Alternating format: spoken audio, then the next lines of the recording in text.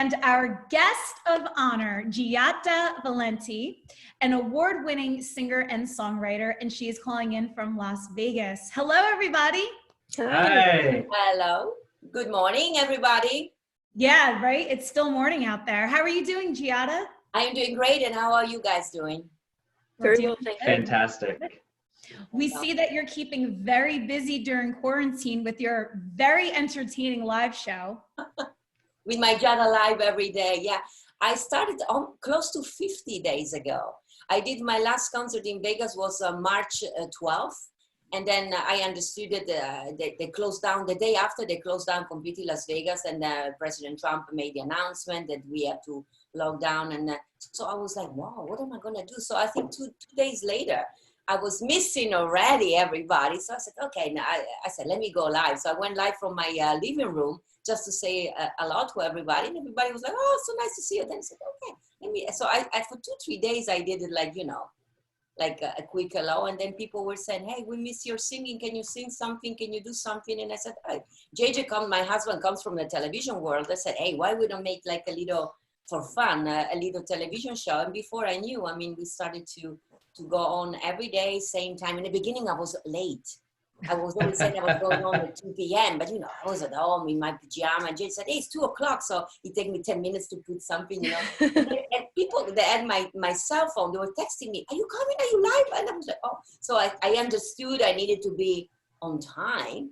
So, and before you know, now it's almost 50 days and I go live every day. I sing a song or two. I started to have guests, because I talk always about the Italy. That's why I'm happy to be today with you. I make them travel, you know, with my stories. And that's why I also bought a green screen. So every Monday, because my things have a team. So Monday and Friday, I'm by myself. So I decided it's like traveling to Italy. I took them to Venice last Monday. Then I took them to Verona last Friday. So I put on the green screen like pictures of the city I'm talking about, and they love it because they feel like, you know, they are flying with the brain and the mind. They actually write me, oh, it was so nice to go to Venice with you. I said, yeah, we did really go there. So, and then Tuesday, Wednesday, and Thursday, I have guests.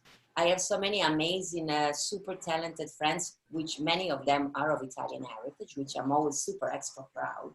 And so I interview them. I mean, some of them, everybody knows them as celebrities, but nobody knows the real person behind them. People seem to enjoy it very much. Saturday, I cook, which is one of my passions. I mean, besides singing, I love to cook. I love to eat too. That's why I've never been skinny. And on Sunday, I sing. And with a green screen, I took them to La Fenice Theater in Venice. This Sunday, I don't know, somebody said, let's go to England. So maybe I take the Royal Albert Hall. I take them to different places. And of course, I have to adjust also my singings and my story. And if people want to watch back the episode, because they may have never seen it, they can go to giada.live. And I keep all the episodes there. And believe it or not, people like to go back and see them. We have I always have a lot of viewers also from Australia. And when I go on, it's like early in the morning, like 5 in the morning. And of course, some of them wake up at 5 in the morning, but some of them are like me, an evening person. So they watch on repeat. So it's nice. I say I entertain people and I keep myself entertained and sane. Exactly. We all have to during these crazy times. But I also think it's so smart of you to do, because I'm sure that you're reaching people that you never reached before in doing this daily Facebook Live show. It's true. Some days we even reach 90,000 people, 90. And yes, and I receive, I always ask everybody to join my mailing list so I can stay in contact with them even outside the social media. And I see that there are people from Australia, Bangladesh, India, and some of them are Italian. Expo. I became through this Giada Live friends with a chef. Actually, he's a celebrity chef because he makes all the steak looking. He's been also on the Italian television, and his name is Antonio. And he has friends Italian like me living abroad. So I have a lot of people friends of him from Germany, France, India. Greece. I mean, so it's true. And when I do this from home concert, everybody seems to enjoy it so much because some of them have never had the possibility to fly to America to see one of my concerts. So they love it very much. Actually, they are requesting me to keep doing this also when this is over, which probably I will be doing it. Not every day, of course, because I will be busy with other things, but maybe once a month. I think it's nice this COVID-19 has really also, I think, reconnected a lot of us, that we were like too busy with our normal day-to-day life. And now we have more time and we are discovering each other. I discover this guy, for instance, has been one of my followers, Antonio, for so long time. I never had the time to Google his name. And then suddenly he appeared every day and I said, who's this gentleman? So now we became friends with him. He's in Ireland.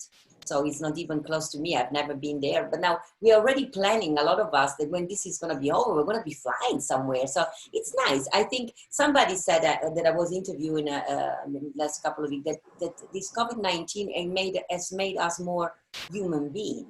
No business women, working people, more like brothers, sisters, mothers. We are close to also our family. I mean, I personally call my parents every day. My parents are in Venice, Italy, and ever since I left Italy 16 years ago, I call them every day. I FaceTime with my parents every day. But for instance, I've never done it with other members of my family. Then now I do it every day because they watch my Giada live and then they call me. And you guys, I mean, we would have never had such a things on Zoom altogether if it wasn't for COVID-19. So I think it's great. That's great. So you mentioned that your parents are still in Venice. God bless them. How are they doing in the wake of everything? Well, they're doing great, thank God. I mean, they are in a quarantine by themselves. Even my brother is not allowed to go there. And they've been in a longer quarantine than us, because in Italy, you know, people that are in contact with the Italian situation, they've been hit very hard. They lost a lot of people. And the reason that they said were because the Italian population is made of older people, which is not completely true. Because, I mean, we also lost a lot of people that were younger than 60, which I do not consider people younger than 60 old. So, and we lost doctors, nurses. They said Italian people made some mistakes, that in the beginning, when we didn't know what the COVID-19 really were, everybody who had the symptoms went to the hospital, and they were in the hospital, and they said that the epidemic started to spread faster than ever. And we are a population where we love together with each other. So we always have family, friends, we hug each other. It's our culture, which I think is what makes us one of the most beautiful cultures and people in the world, because we are really social. About social distance, I think for us Italian is like very, very difficult. So they said these were the reason why the spread in Italy went very fast. And of course there were some little things that accelerated the things, like we are very big in sport, and they had a very big soccer match in Bergamo, which has been the city that has been hit the most. And then so they had this big soccer match where a lot of people from Milan and Bergamo were all together, and people from Spain came there, and that was the beginning of the whole thing. But you know, my parents are doing okay. They know that this is just a time being situation, so they're very strict. I don't know if you guys in America were aware, but the rules there have been more strict than for us in the United States. To go food shopping, they can go out only one person at a time in a family. So if my mother wants to go with my father, they have to cheat a little bit. My father had to sit on the back. So if they are stopped by the police think that it's just the neighbors that needed a ride. Otherwise, you have to go with one members of each family, and you have to fill a paper, you know. Like when we were kids, that we wanted to go somewhere, the parents have to write down, I allowed. So now they have to say, my name is so-and-so, and I'm going there and there. And I think I will stay out for an half an hour, which also, my mother, for instance, doesn't have a printer. And normally you have to print this. They really made, the Italian government made those papers that you can print and just fill in. So my mother doesn't have a printer. So she's writing every morning, you know, when she has to go out to the pharmacy. So, and they stayed very, which is also, I'm very proud of the Italian people, because we are famously not very good in staying beside rules. We like to break the rules. So my parents have been great on that. They stick to the rules. Because my mom corrected me up when she said I had to fill a paper to go and bring some medicine to Aunt Teresa, because she lives on another village. So if you want to leave your place, my parents are outside Venice in a place called Portogruaro, and they want to go to a place that is 10 minutes, but it's outside, let's say, the little village. They have to fill up a paper. So if the police stop them, and my father is a police officer, my father said, well, this is crazy. I would have never thought that as a police officer, we have to stop honest people and say, do you have a paper? Where are you going to? And if they don't have it, they get a fine. of Wow. $300-400. Yeah. Wow. That is unbelievable. Yeah, right. Mary, do you have anything that you'd like to ask Giada? Yeah, so you worked with the Sons of Italy all over the US. Is there, or are there one or two events that have stood out that you've really enjoyed? I mean, I enjoyed every time I am together with the Order of Sons of Italy, because in the beginning, when I came here to this country 16 years ago, of course, I reached out to you guys because I thought, I am Italian. Let me start to see if I can connect with something who has a touch of Italy. And you guys were the first organization I came across, and many of you became friends. So every time I'm in any things organized by the Order of Sons of Italy, the priority for me was seeing friends, people I call friends. And of course, it's always nice. I don't know if sometimes in Italy, they ask me questions about America. And many people are now more and more, I mean, they know. But in the beginning, when I came here 16 years ago, for instance, I didn't know that there were Italian Americans in America. For me, America was made of Americans people. And I'm always say so proudly that when I started to do my first concert and to come to the first event of the Order of Sons and Daughters of Italy, I like that you put the daughters there. I realized, and I said only very proudly, that I realized how important it is to be Italian, because when you are born and raised in a country like Italy, we don't feel proud of being Italian. We are Italian, we're all Italian. When I came to the United States and I started to do my first concert and I started to come to be invited to the first event of your organization, I had people coming to me. They could not speak Italian. They had never been to Italy. And they were telling me how proud they were to be Italian because my nonna, they were Italian. And suddenly I was like, wait a second.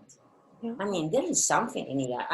I'm proud of something. So you guys made me proud of being Italian. You made me feel that belong to something. It's important. So for that, I'm very proud to.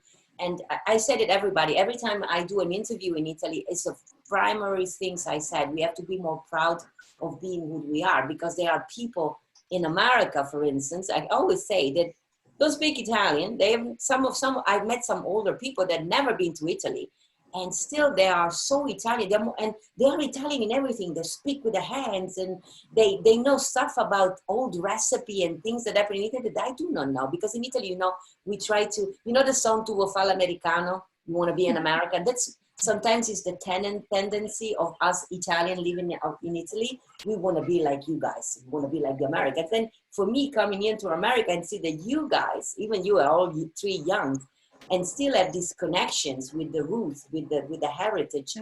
It's been a life-changing experience for me. You made me more proud of being what I am. So yes, I enjoyed, and if there is one that stand up of one more than the other, I was talking yesterday to one of my guests, Nathan East, who performed for President Barack Obama at the inaugurations, and I picked up an event, I think, Joe Biden. We were talking about Joe Biden, and I remember when Joe Biden and his wife, they were honored at one of the events at the Order of Sons of Italy. And I said, even though I was not able to meet Barack Obama when it was an event of NIAF where I sang, I was able to meet Joe Biden thanks to you guys. He was sitting on a table next to me. I was at the table with Joe Mantegna. And I will never forget that Vice President Biden stood up and he was about to be escorted outside. And I said, that's the Italian side of me. I just stood up and he had security guard everywhere. I put my hands between the security guard and I remember touching Joe Biden's hands. I had just sang the Italian national anthem. And the security guard, of course, they were ready to take guns or whatever. And Mr. Biden said, wait a second, she's Italian, open up. And I remember taking a picture and conversating with him. And he was telling me that his wife was Italian, as many people know, Miss Jacobi. And I had a nice conversation. That's been first, maybe I think the highlights for me to find out how nice, even he was proud that he was married to an Italian woman. So everybody. And sometimes I interview people that I had, one of my guests was John Catsilomedes, which is the entertainer reporter here in Las Vegas of our main entertainer reporter. So he's a big superstar here because he interviews everybody from Celine Dion and everything. So when I was interviewing him, I always liked him. Because he's like, he's nice, he's outgoing. And I found out during the interview that he's half Italian. His mother is Italian. So every time I make fun of myself, I said, it's really, because some comedian made fun of me, They say, Giada makes everything. She likes Italian, but it's true. Even the John Katz, he's half Italian. And I said to him, that's why I liked you. That is great. That is great. So besides English and Italian, you speak 2 other languages. I speak French, I speak Spanish, and Dutch. Dutch is Oh, actually 3 other. Wow. Yeah, Dutch How is did you my become second language. So multilingual. You know, when you're in my line of business, first of all, I speak Dutch because I'm married to a Dutch person, and of course, my first record contract with a full Italian album was in the Netherlands. Many people are not aware, but in Europe, there are two countries, the Netherlands and Germany. They really love Italian music. Eros Ramazzotti, Andrea Bocelli, Laura Pausini, they all started their career outside Italy in those countries. Actually, Andrea Bocelli was signed by the same record company in Holland. He started his career in the rest of the world from Holland. So my first record deal was in Holland. And when you start to do your interview, it's nice that you speak English, but when you are in a country, I think one of the most important things is to learn the language. That's the communication for me is the most important things for everybody, communicate.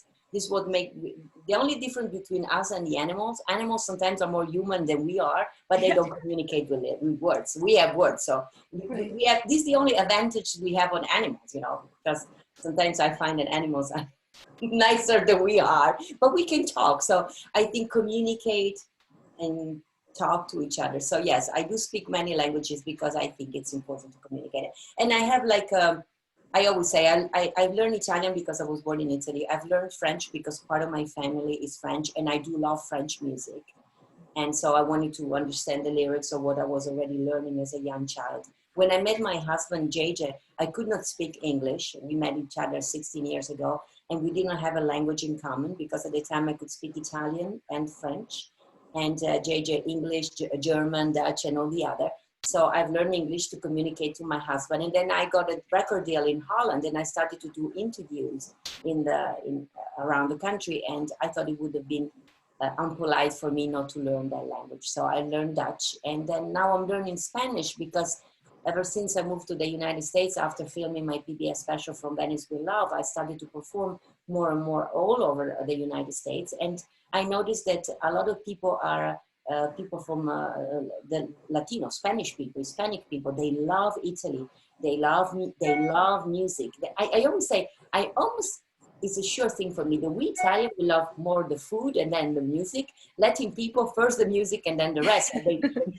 I mean, sometimes I do content and I'm speechless to see that maybe 80% of them are Latino people. So I thought, hey, besides singing in Spanish, I need to start to talk. So I learned Spanish. So because of that, sometimes I do interview with Telemundo, and I love. I mean, I'm still very green on the Hispanic language, on Spanish, but it's surely is a language I love. And I'm Venetian.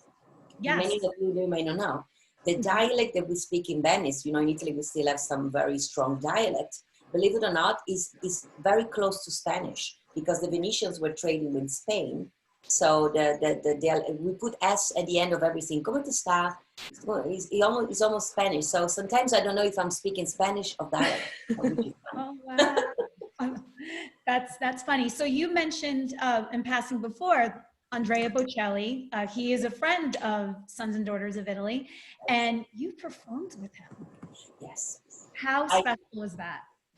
It's very special. I met Andrea maybe 18 years ago, a long time ago in Rome. I was invited to, when I was signed with BMG, we were invited to go to Rome to see a performance of Andrea and Ennio Morricone. So we went with JJ there, and I remember meeting him. Then we went to an after party where Andrea was with his brother playing Volare on the piano. But I didn't really have to chat much longer with him. And then I moved to Vegas, and sometimes, you know, I had lost contact with Andrea, and of course Andrea became the superstar that we all know through PBS, because we were both through PBS.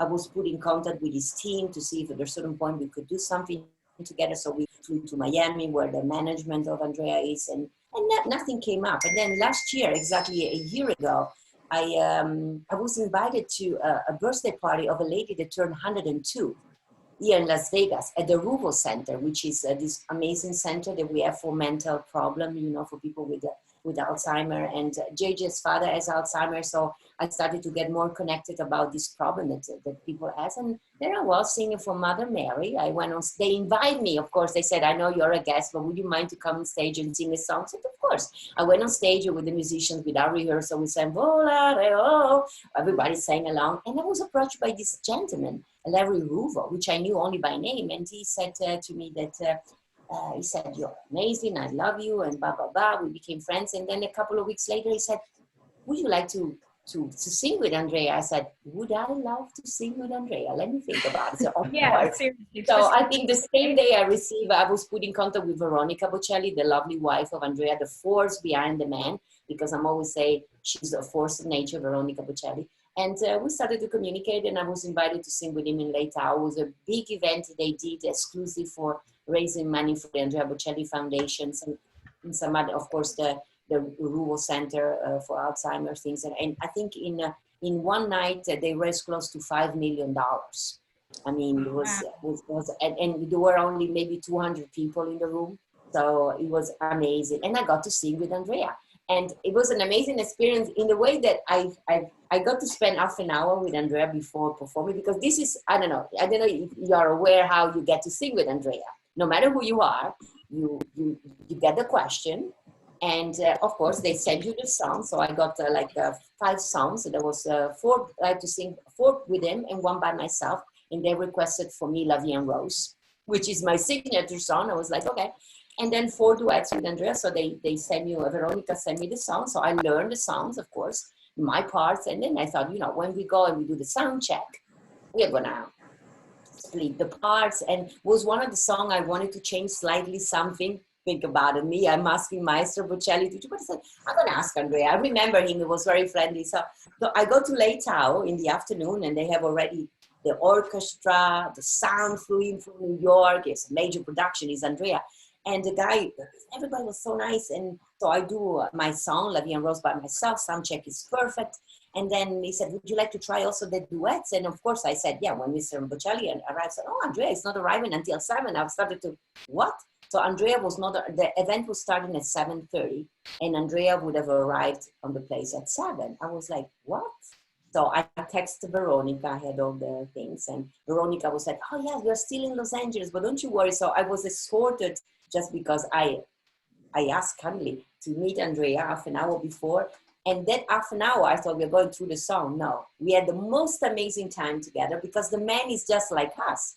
The man is friendly. The man, I walked in, the first things that I said, ciao Andrea, sono Giada. And he said, oh, sei Italiana, you are Italian. He thought I was Italian American. And he doesn't really feel comfortable in speaking in English. He said, sì, sono Italiana. So we started to talk in Italian, and that was the end of it. I had to sit next to him, and he was still not even dressed up in his jeans. And we started to talk about, why are you here? What? So he was like, what are you doing here? So we started to talk about this and that and the other. I reminded him that I met him in Rome, and he was like, oh, sorry, I don't remember. You know me, I can see. So he started to talk. I said, I know you can see. And then he had this little dog. He adored this little dog called Palina, which means little boy. And he introduced me to the little dog. Meantime, I was looking at the clock. I was like, 15 minutes to 7:30. So I mean 7:15. So, but the man is amazing. So, and then I said, Andrea, do you remember I asked to change something in El Canto della Terra? I said, oh yeah, you sent me a recording. Oh, no problem, let's try. So, and there he is, he's sitting there, he's singing. In the meantime, while we are singing, the dog, of course, doesn't like the sound of the loud voice of Andrea Bocelli. So the little dog was going with his head in the mouth of Andrea. It was so funny. And Andrea was like, Palina, lasciami stare. So it was funny. Me, I was like, what? I should have filmed it. It was like amazing. And so we did it. We only tried those 3 seconds of the song. And then we went on stage. And I can tell you, it was the most easy performance, in the way that Andrea, the only thing he does that maybe scares a little bit singers, because he doesn't see, he always look for you with your hands to make sure you're still there. So while you're singing, you feel somebody touching you, and it's Andrea Bocelli, You're like, oh. And it was funny, we had a little funny things. Normally the singers, I'm always on the right side of Andrea. There was also another soprano singing with us, and she was on the right side, and me, they decide to put me on the left side, because I didn't want to use the classical microphone. I wanted to use the normal pop microphone that I carry in my hands, but they forgot to tell Andrea about it. So when we went on stage, and they also changed the order on the last moment, so I had to walk Andrea on stage. So I'm walking there, I'm walking with Andrea, so I never did it before. So I observed him how they were doing. So I bring Andrea very kindly. And first of all, by the way, I touched the hand of Andrea, and Andrea said, "Sono cieco, devi tenermi più vicino. I'm blind, you have to keep me closer, otherwise you bump into everything." So I had to embrace Andrea. So I bring it to the microphone, and then I go to his left side. So Andrea turned to the right side and he said, "Giada, dove sei? Giada, where are you?" And everybody's looking at us, happy, because of course he's Andrea Bocelli, was so small. And so I touched his hands. I said, "I'm to the left." And he said, "Ma cosa ci fai?" So it was very funny, because Andrea normally doesn't laugh much. And he told the audience the story. He said, normally what Giada is the conductor. So we had a lot of fun. And it's funny because of the sort of 2 minutes before we go on stage, he also said to me, and he turned and said, "What am I singing on La Vie en Rose?" I said, "You're not singing La Vie en Rose, it's my solo song." Oh, I said, "Thank God," because I was thinking, where am I going in and out? So this is Andrea. Can you believe it? How easygoing he is? Andrea is amazing. It's first of all, he's an amazing person. And then, of course, I was singing next to him, and you hear him in his voice, and you're like, it's unbelievable. I mean, I was touching myself like, I'm really here. But I had a good time.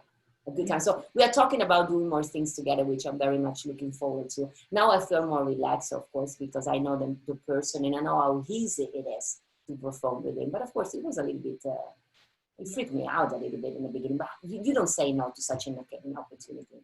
No, I'm so happy that you shared that story with our audience, because I think so many people will really get a kick out of that. So thank you. Justin, do we have any questions from said audience? Yeah, absolutely, Lisa Marie. Virginia Hooter was wondering, we were talking about the languages that Giada speaks and her performances. Virginia was wondering, what languages does she perform in? And if people aren't familiar with Giada, where can they find her performances? Well, they can find my performance. Right now, there is no schedule whatsoever. So the only way to see me is to go on Giada Live every day. But they can go on my website on giadavalenti.com. And in October, if everything goes well, we start to tour again. And I think my first date is going to be here in Las Vegas at the Smith Center. Normally in October, I also do Carnegie Hall. But this year, we because of all this COVID-19 situation, we didn't book Carnegie Hall, because normally in October, I always, since 2 years, I think, I don't know if you guys even are aware, it's Italian Heritage Month, and also Hispanic Heritage Month. So for 2 years, I've been doing all the concerts of the month of October were dedicated, it was a tribute to the Italian music and the Latin music. And we did it for 2 years, Carnegie Hall, which we sold out every time. Again, 80% of people were Hispanic. But nevertheless, I serenaded them with Italian songs. So this year we started in October. And of course, I was supposed to go to many different places in the United States, which everything that was supposed to happen now is going to happen in October. But if people want to find out more about my tour, they can go on giadavalenti.com. And there is something called tour, and they can see all the dates. I think my agent is still working on postponing everything, because it's such a surreal,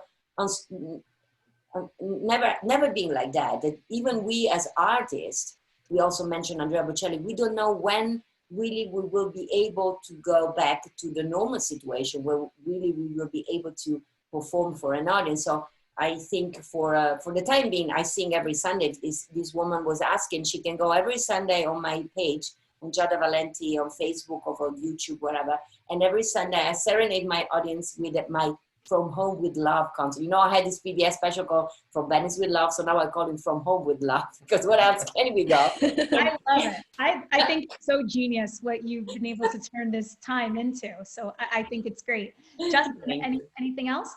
Yeah, Mark D'Annunzio was wondering, Lisa Marie, when the last time Giada has been to Italy? I've been to Italy a year ago. In this period, a year ago, I was there, because normally May, of course, is Mother's Day. And the 15th of May is also the birthday of my mom, and May 12th, my mother-in-law, and the May 3rd, everything happens in May. So last year I was there in May. And as I said, I see my parents on FaceTime every day, and I was planning to go now in July. at the end of July, there was the big concert that Andrea Bocelli always does in Firenze, il Teatro del Silenzio. I was supposed to be there. We had made plans to go there with my parents and everything, but of course everything is on hold now. It's not gonna happen. So, but I try to go at least twice a year, and I do every year. I organize a tour with the American fan. I said American fan, with fans and friends from wherever they are in the world, because I love to.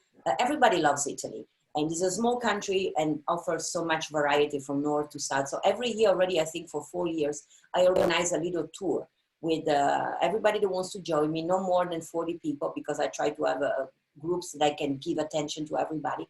And we spend every year 10 days together. Normally, in the last 3 years, I took them to the Veneto region, where I'm from, so Venice, Verona. This year, we were playing with the Perillo Tours to do Venice, Verona, and the Lake of Garda, Florence, and Rome. And I always do during these tours, of course, cooking classing, wine tasting, and 2 concerts. I'm a singer, so most of the time people that join me, they know me because of my music. So we always do two concerts during these 10 days that we spend together. But of course, it was supposed to happen in October, the end of October, and with Perillo Tours, with Stephen Perillo, we decided to move everything to next year. So I get to see normally my parents twice a year. One maybe just a vacation, and one's just because I'm there touring with fans and all over Italy. But of course, I mean, I wish I had more time to go to Italy. I love my country now, even more than when I was living there, because now I see, you know, when they say sometimes you need to see things from a distance to see the beauty of it. Now, because I'm not living there anymore, when I go there, I see what you guys, what the tourists see when they go to Venice, Verona, Florence, Rome. You see the magnificence of the country, the history. I mean, so, yeah. Mary, do you have anything else? Well, first I want to thank you for joining us. It's been a pleasure to have you. I did watch you last week, and you had Joe Mantegna on. And one of the comments that I thought I heard you make was something about how you enjoyed playing the bass. Do you play any other instruments? I play the piano. Oh, okay. You mean me? No, I play the piano, but I'm attracted by bass. Yes, I also had Nathan East. The bass for me, you know, I'm a singer and a musician, so, and I play piano. Unfortunately, I don't play bass. But when I listen to a record, somehow I'm always drawn into the bass. Joe Mantegna played the bass too as a young kid. Because the drums gives the groove. And I'm always saying the bass gives the groove, but he has also some musicality, the notes. So I wish I could play the bass, but no, I play only the piano. Okay. But, you never know though. With all this time we have in our hands, because of COVID-19, I may show up next concert playing the bass. Who knows? Giada, this was so fun. Thank you so much. Mary, I know you want to share just a slide for our viewers. Yeah, so if anyone wants to join the Sons and Daughters of Italy in America, you can become a member if you go to our website, osdia.org, that's OSIA.org, or you can follow us on social media. We're on Facebook, Twitter, Instagram, YouTube, LinkedIn, as well as Pinterest. Great. Giada, thank you so much. Mary, Justin, thank you again, and we'll see you back for another episode next week. Thank you for having me, Thank guys. you. Stay safe. Ciao.